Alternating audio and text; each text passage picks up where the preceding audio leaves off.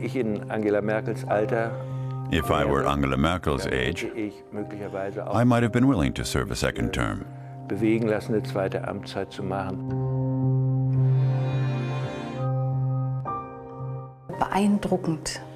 It's impressive that he found the right point for him personally to step down when he wanted to.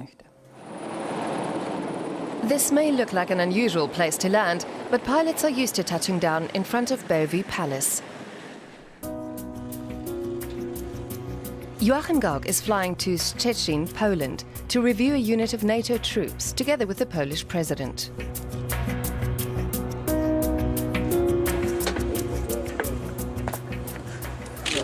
Good morning, Mr. President. Welcome to your flight to Poland. Dankeschön. Hallo, moin. Hallo.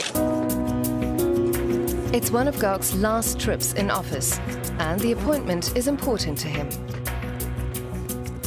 Throughout his term as president, he's been concerned about the threat potentially presented to the West by Russia.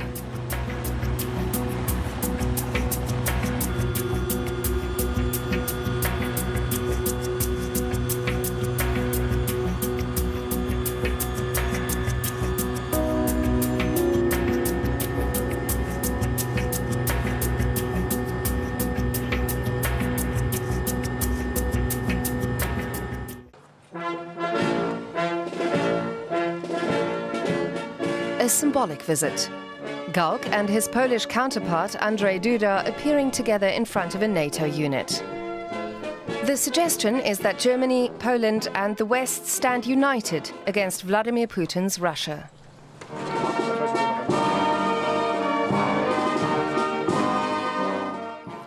Thank you, Mr. President, for visiting the multinational troops with me today. This is an important matter for me. In times in which the situation is not what we expected 20 years ago, namely peaceful and harmonious. Instead, threats exist on our eastern flank that we didn't anticipate when our countries became democratic. That's why NATO is reacting. The unit is part of a strengthened NATO presence in Eastern Europe. Ever since he took office in 2012, Gauck has warned that the West must be able to defend itself and that Germany can't just be a passive observer on the sidelines. Germany, Gauck has argued, must assume responsibility toward Russia and toward the world as a whole. I wanted to hold this conversation with the Germans. I don't want a conversation in which we say we wanted more battleships and any such nonsense. But sometimes we have to act, together with others, and with a UN mandate, to save people in places like Rwanda, where thousands upon thousands of people were massacred while the world stood by and watched. This sort of passive guilt is a combination of political failure and moral guilt, and it would not be right for a mature nation not to discuss it. But not everyone shares Gauck's vision of Germany as a mature nation. He was greeted with catcalls and cries of warmonger when he recently visited Berlin's Kreuzberg district.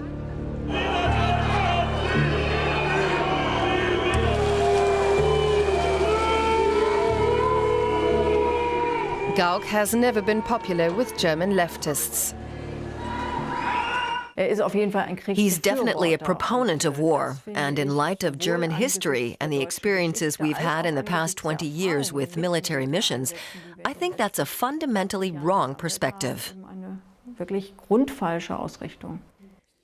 One speech in particular earned Gauck the ire of the left. At the Munich Security Conference in 2014, Gauck formulated the principle that Germany should assume more responsibility, if necessary, militarily. The Federal Republic of Germany has to be prepared to do more for security, which others have been providing for us for decades. The speech was enormously important because it came at a time when we had no way of knowing how much responsibility Germany would have to assume. He prompted a debate that was conducted very passionately right from the start, but that laid the groundwork for a period 1 month later in which Russia annexed the Crimea, and 4 months later when IS got stronger in Iraq. The speech helped prepare Germany to take on more responsibility.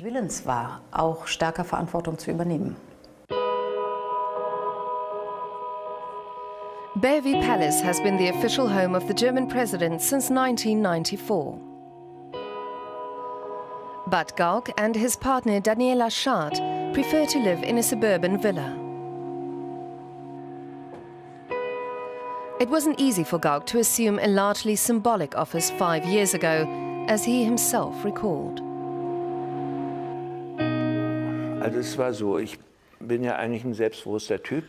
I'm a fairly self-confident person, but I knew that the president's responsibilities are quite clear and quite limited.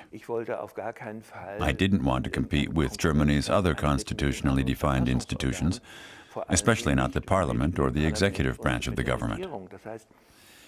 So I was always telling myself, that's not your job. Stay in the background. I had a year's apprenticeship in humility, in which I always kept tabs on myself to an extent.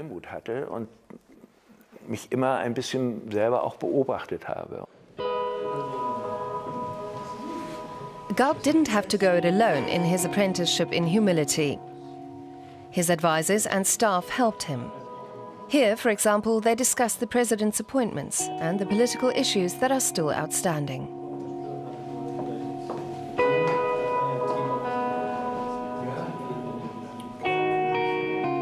Gauck needed time to get accustomed to some of the issues with which a German president is confronted.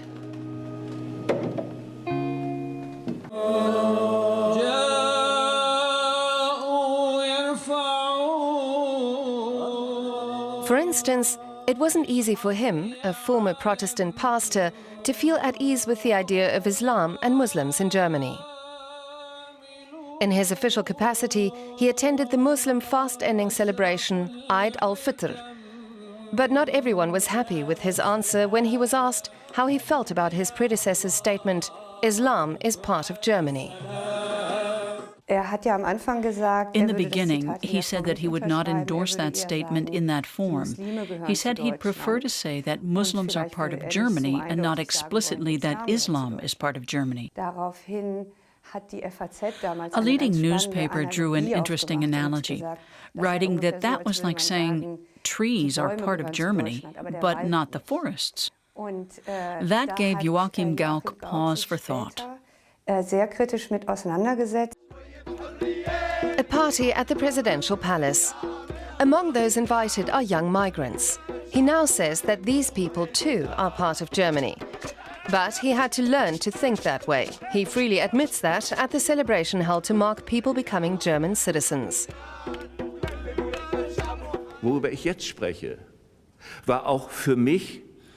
What I'm talking about was a process for me of learning and getting to know things. Most of you know that I'm not from Berlin, not from a big city. I come from Mecklenburg. There, and generally in communist East Germany, people were very much alike.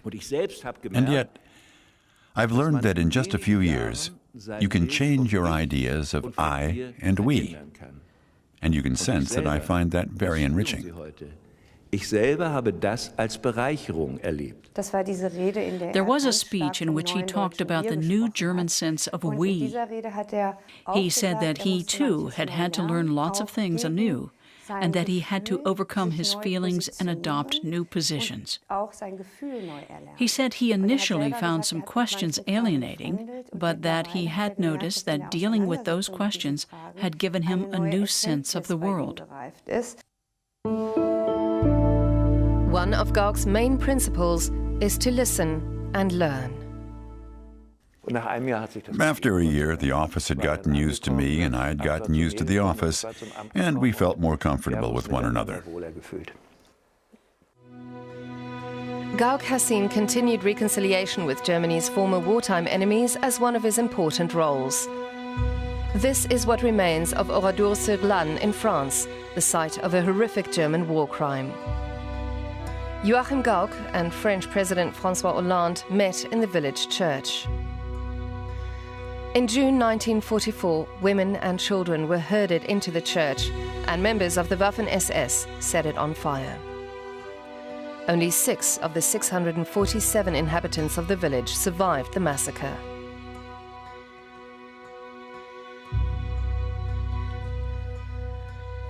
Almost 70 years later, Gauck meets up with one of them, Robert Desbrasses. No German president has ever dared set foot here before. Ich schaue Sie an, lieber Herr Desbrasses. I look at you, my dear Mr. Desbrasses, and I look at the families of those who were murdered. I thank all of you in the name of all Germans that you receive us with a will towards reconciliation. I will never forget it. It is a gesture you cannot ask for. You can only be given it. And I am grateful for this gift.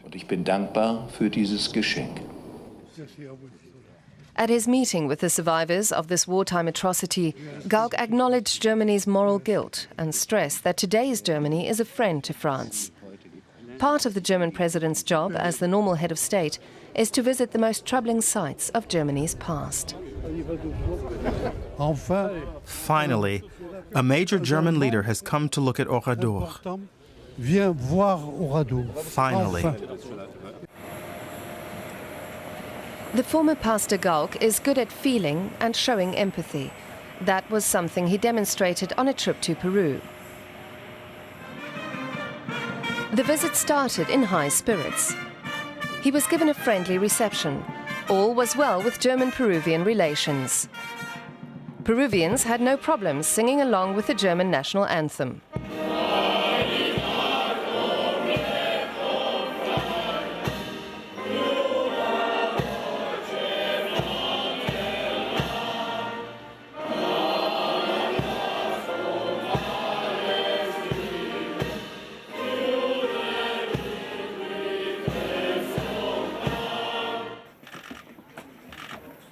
His hosts showed Gauck some of Peru's cultural treasures. The high point was the ruins of the city Machu Picchu, high up in the Andes. It was a relaxing day trip for the presidential couple.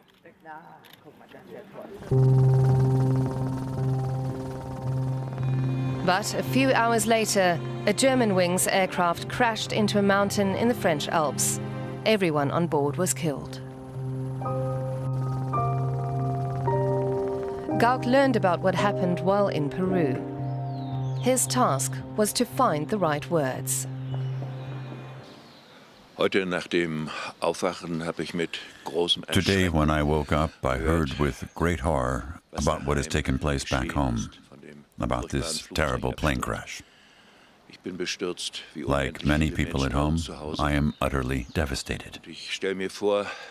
I can imagine the sorrow, horror, and suffering of the families. I want to send my regards to all of them back home. I may be very far away in terms of kilometers, but I'm very close to you in my sorrow and my emotions.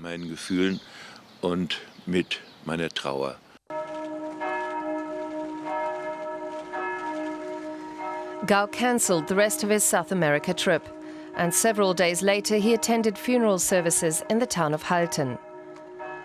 16 school children and 2 teachers from there died in the crash.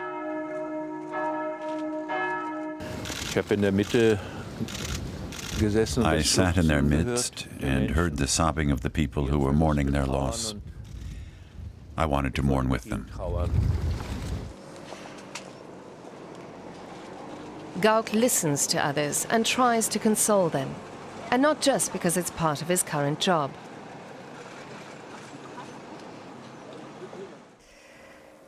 I have very clear memories of a situation where we were sitting together with people after an event.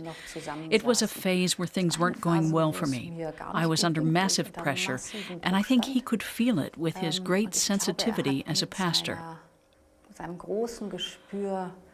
I will never forget how he tried to support me in easy, friendly fashion and to give me some confidence. He has an extraordinary ability in the midst of all the great tasks he faces to see individual people and sense how they're doing.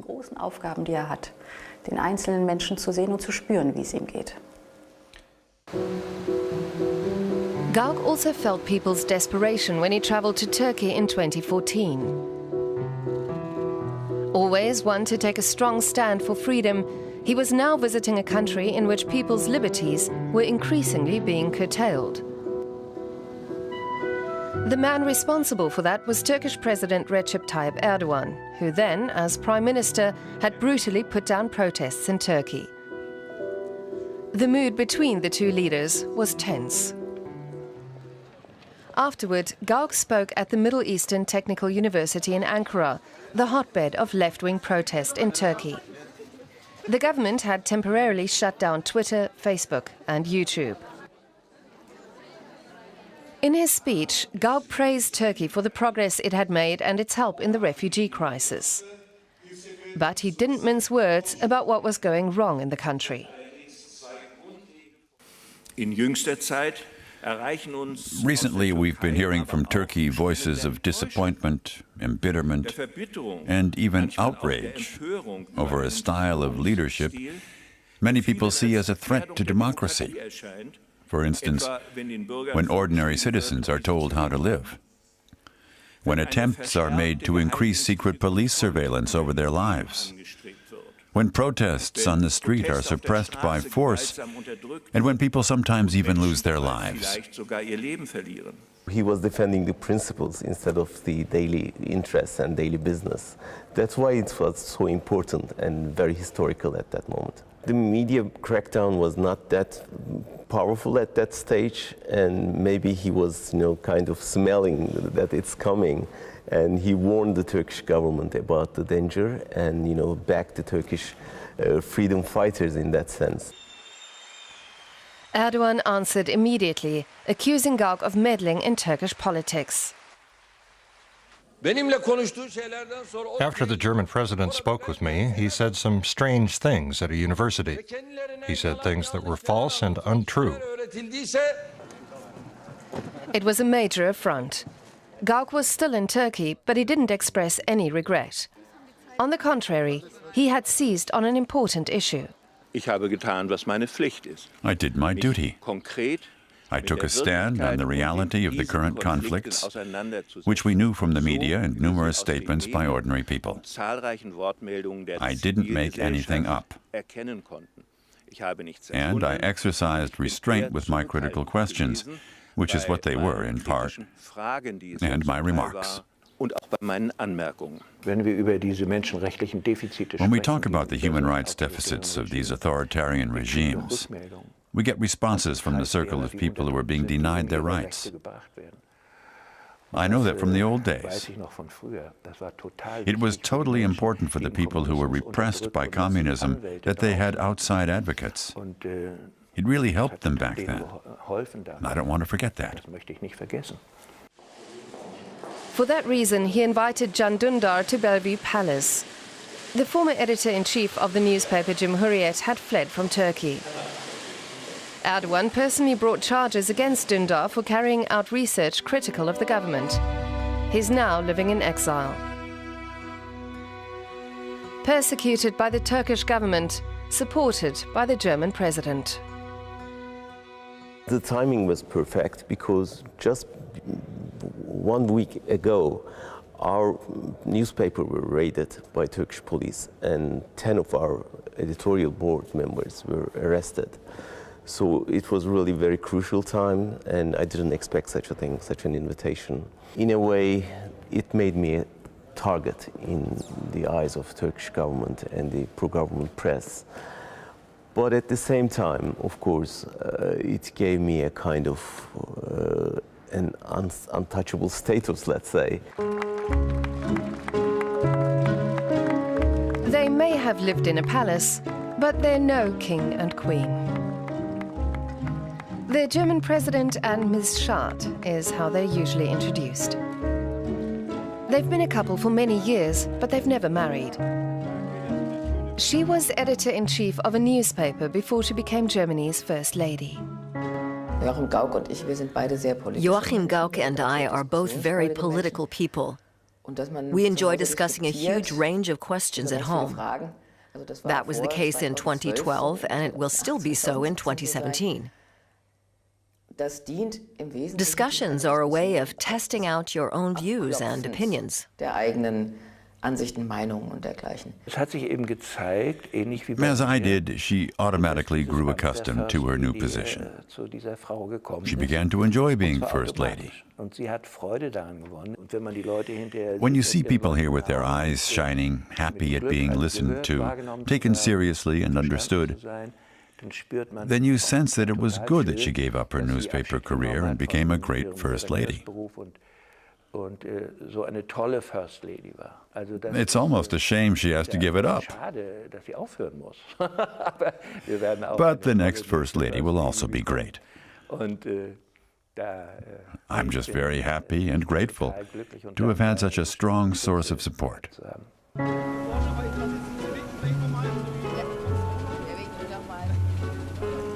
Daniela Schad is more than the woman at the president's side. If you call her his most important advisor, Gauck doesn't disagree.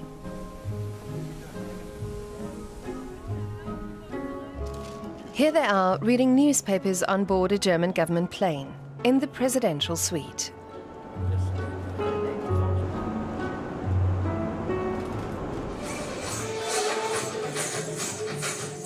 An official state visit in India. Schad is taking part in what the protocol calls a special itinerary. While Gauck is keeping political appointments, his partner visits a children's home in Bangalore run by the Don Bosco Foundation.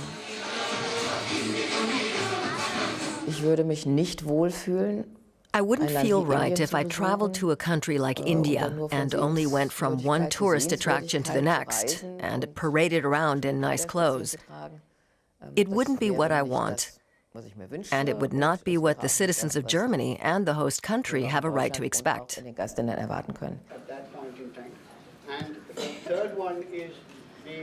In a small village, Schad speaks with women and girls and gets a briefing on a project to help abused women. She listens, asks questions, and wants to know the details. The First Lady's visits are prepared well in advance in Germany. What do these visits bring to the people in the host countries? Sometimes the questions are really very simple. In the Bangalore train station, Don Bosco has a contact point on one of the platforms. It looks like a kiosk. People from the foundation watch when trains arrive to see if any unaccompanied children get off. Sometimes parents from very poor areas send their children off to work. The funding for such things is uncertain. So it helps if the German First Lady pays an official visit together with a minister or state secretary of the host country. That underlines how important something is. This contact point, in any case, has been preserved. In his third year, Gauck pushed the limits of his office. Turkey refuses to call the early 20th century Turkish mass murder of Armenians genocide. There is contrary evidence in the German Foreign Ministry archives. Many Germans had written their embassy in Constantinople that the Ottoman Empire was systematically displacing and killing Armenians. Germany, allied with the empire, did nothing. In 2015, the parliament wanted to acknowledge the country's moral culpability, but the executive branch didn't want to use the term genocide. For us, it was a question of parliamentary authority. We're not the executive branch. We don't have to negotiate directly with Turkey about NATO or an agreement to deal with refugees. We were convinced that a parliament can go further than the executive branch in that it doesn't necessarily represent a contradiction. Joachim Gauck took a stand on the issue. In a speech during a religious service at the Berlin Cathedral, he spoke of remembering the genocide against Armenians.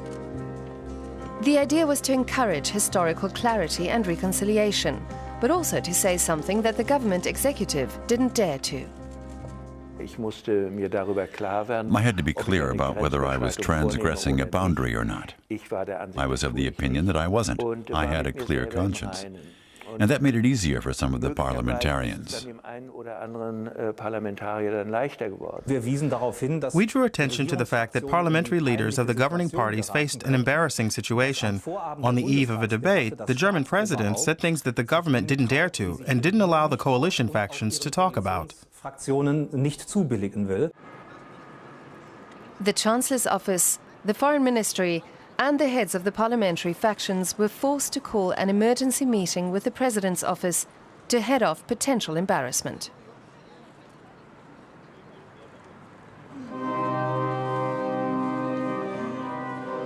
Gauck's speech in the Berlin Cathedral is a good example of how cleverly he used a largely symbolic position to influence everyday political business.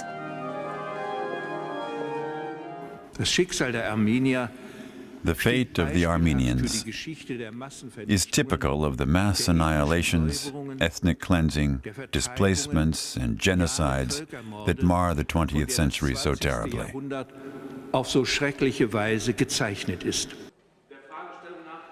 The following day, the parliamentary factions adopted precisely this terminology in their resolution. The President of the Bundestag followed Gauck's lead.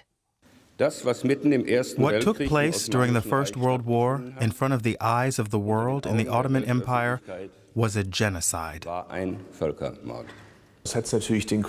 My colleagues from the governing party factions, who think the same way I do, had an easier time using the concept of genocide because they could refer to the president doing the same. All of a sudden, there was a momentum that the Bundestag as a parliament and as an organ of the German constitution had to take seriously, regardless of what the executive said. Unabhängig davon, was die Regierung sagt. Members of the executive declined to attend the parliamentary session where the resolution was approved. The foreign minister, Gauck's successor, Frank-Walter Steinmeier, did address it in a newspaper interview, saying that he was afraid that it would trivialize the Holocaust. Gauck disagreed.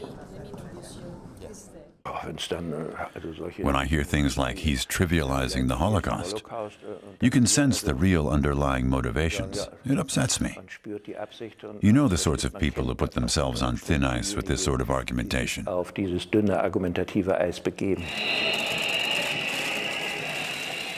German Unity Day 2016 in Dresden. Not everyone is in the mood for celebrating. Brass band music fights to be heard above the catcalls of radical right-wing demonstrators. An angry, self-righteous minority is threatening to dominate public discourse in Germany. I think it's despicable when a few people denigrate a country which 80 to 90% of the people love, value, and respect, and when that country's representatives, who are elected officials and not dictators, are insulted in the worst sort of fashion. It's disgraceful. You shouldn't reward them by showing fear. We'll put up with them and fight them if necessary. If they want to talk, we'll talk with them. The centerpiece of Gauck's effort to communicate is his regular citizens' dialogue sessions. Gauck believes that people who enjoy freedom have a responsibility to be active politically. For example, in the eastern German city of Bautzen, where a home for refugees was set on fire. Gauck invited people who wanted to help refugees and those who didn't want them to hold an open debate. Our leaders should think again about how the people are confronted with new locations for asylum seekers' homes. If I don't believe we should be welcoming all these people, then that's what I think, and I ask you to accept that. Finally, I encourage you to get involved. If you don't want to join an association, at least go and vote next time, okay? That's your best chance to have some influence. Why should I get involved when no one listens? I can say what I don't like, but nothing will change.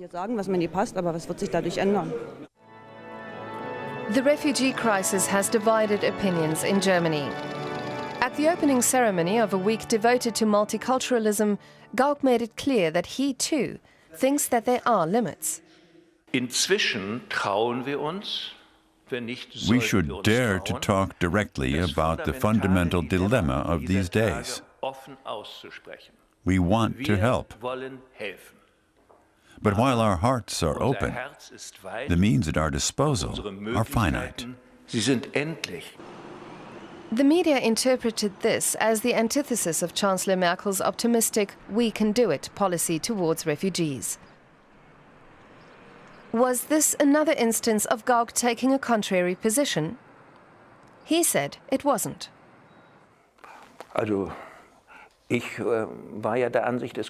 I was of the opinion that there was no difference.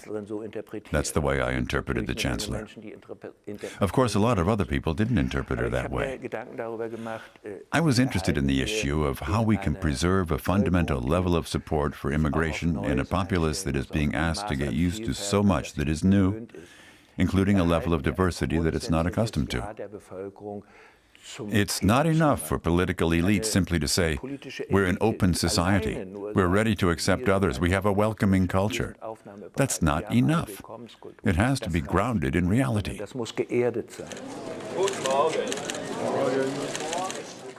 At a visit to a refugee facility in Berlin, Gauck states the obvious problem. Government officials are being overwhelmed.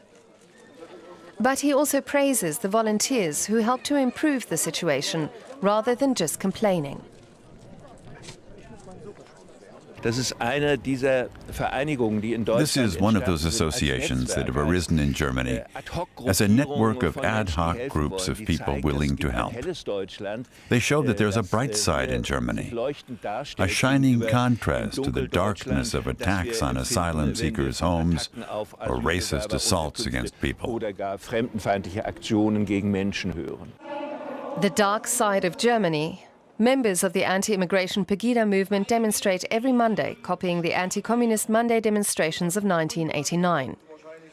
Pegida is especially prominent in the former communist East, and the president, himself a former East German, is one of their main enemies. I'm angry at Mr. Gauck for splitting the country into a light and a dark side. A president shouldn't do that. He should be holding the people together. I can't put it any other way. He should be reconciling people, not putting them at odds. I don't think what he said about German military deployments does this country any credit. We should back off, instead of going along with every sort of American craziness and running around getting mixed up in wars. I have the impression that he's so intoxicated by the freedom he enjoys that he can no longer bend down and appreciate the concerns of little people. For Pegida supporters, Joachim Gauck is part of the supercilious elite. For Gauck, Pegida supporters are people who have never found their place in democracy after the reunification of Germany. There are various places where you're trained to be a citizen and to have your say, and they begin in school. Were you a class spokesman or a secretary in the Communist Youth Movement? Did you put out a school newspaper? Did you have a real trade union, or was it just for show? A lot of people in the East enjoyed learning step by step how to become active citizens. Others weren't up to the task. And that's why the East is a center of dissatisfaction. If there were major Pegida movements in Düsseldorf, Cologne, or Frankfurt, then I'd be a lot more worried. But here it's a group within the populace that isn't aware of the possibilities of an open society. These are simply people who've experienced Germany today, in particular Germany since the millennium, who say, This isn't the country we envisioned. We don't want a country that's this divided. And above all, we have the right that politicians take our wishes seriously. And now people are finding out that's not the case. I think that particularly a president who always talks so much about freedom should take up the cause of equality of opportunity and not pretend that we already have it. That's simply not the reality.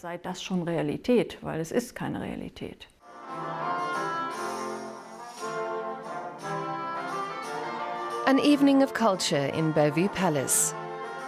The president has invited some of his friends to a party.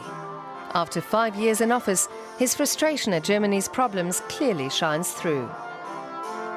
Wir versuchen, etwas Flüssigkeit in die Hand We'll get a drink, toast one another, celebrate what we can celebrate, and use our culture of confidence to oppose the culture of dissatisfaction that is so widespread in this country. verbreitet ist, unsere Kultur der Zuversicht entgegensetzen. Gauck has no patience anymore for those who shout insults on city streets. He favors citizens who speak softly and help others. Sahne-Chipbrötchen und ein Zucker. Wie viel Zucker?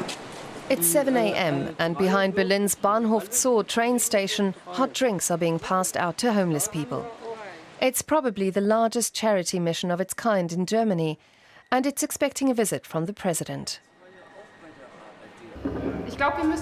I think that this should be bigger on account of Mr. Gauck. It's not right. Here, look at the seating chart. Employees and volunteers work to get everything ready in time. Politicians often pop by here for photo ops in the days before Christmas. But a visit from the president is a special honor. The mission is temporarily closed this morning. Police turn away homeless people. I think it's insulting that no homeless people are allowed in. Only invited guests, people in suits and ties. 11 a.m. Joachim Gauck and Daniela Schad arrive, much to the delight of the volunteers. Several homeless people have also been invited after all. Gauck promises to visit the mission again after he's retired from office. I've decided to return here and volunteer to run the dishwasher.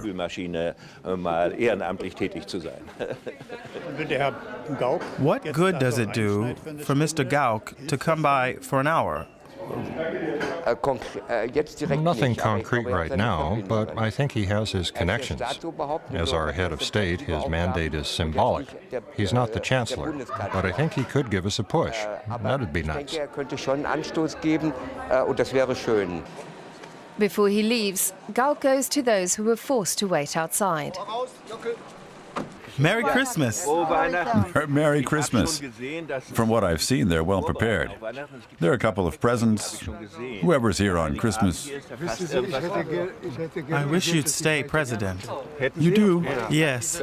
That's really nice of you. But I'm at an age where you have to be realistic. Okay, folks. Bye-bye. Okay, Leute. Tschüss. At least he came over and talked to us.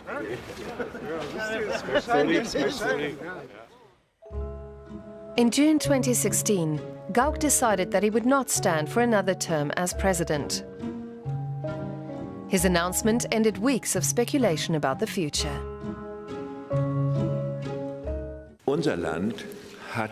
Our country has engaged citizens and functioning institutions.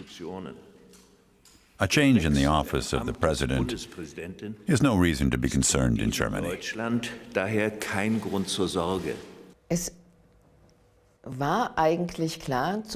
It was clear right from the beginning that we were not saying he insists on at least 2 terms.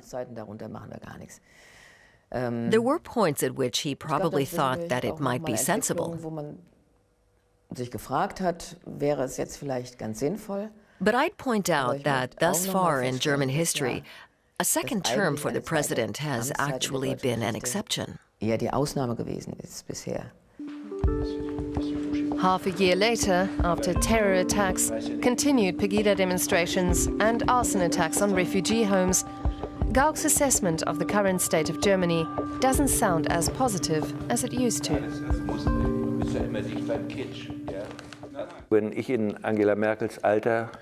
If I were Angela Merkel's age, I might have been willing to serve a second term. Because we have a phase of inner turmoil in this country. I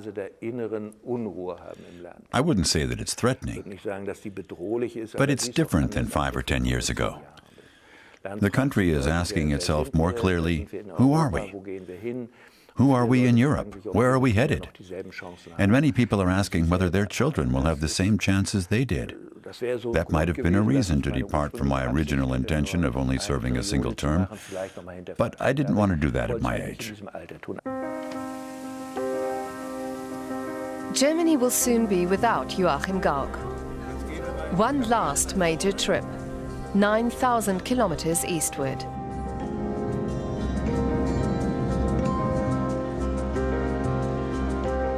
Japan's Emperor Akihito is 7 years older than Gauck, but he isn't stepping down.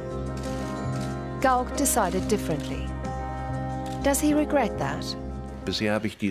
So far I haven't felt nostalgic, although I keep reminding myself that this is the last time I'll do this or that.